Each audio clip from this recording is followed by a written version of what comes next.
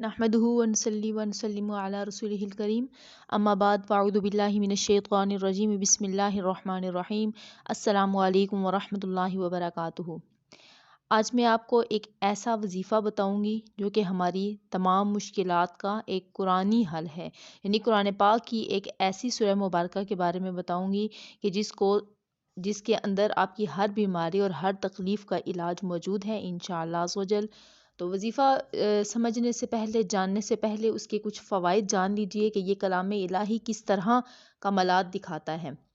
یہ وظیفہ سب سے پہلے قیامت تک آسانیوں کی راہیں کھول دیتا ہے، دل کی شریانوں کو کھولتا ہے، دل کے مسائل سے بچاتا ہے،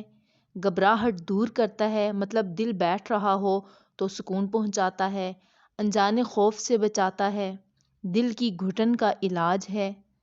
حالات کی کشیدگی کا بہت بہترین علاج ہے،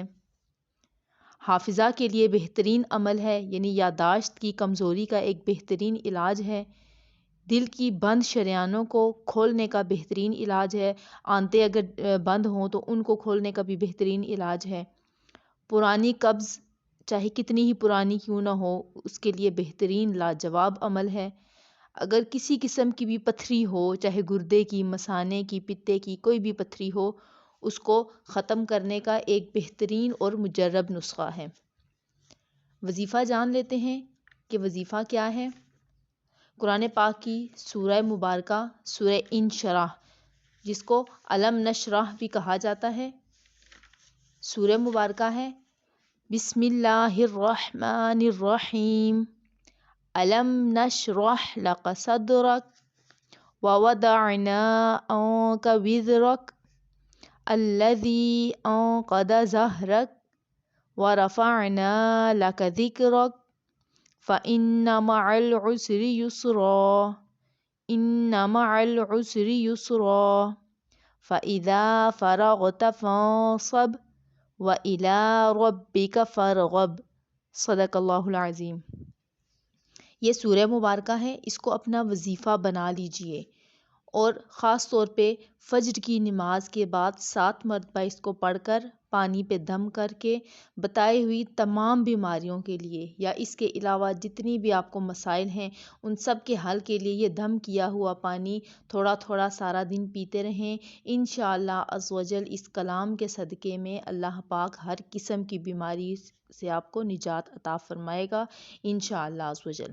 اس کے علاوہ اس کا ایک اور علاج بھی ہے، مطلب کہ ان تمام بیماریوں کے لیے سورہ الم نشرح کا ایک اور عمل بھی ہے، وہ یہ ہے کہ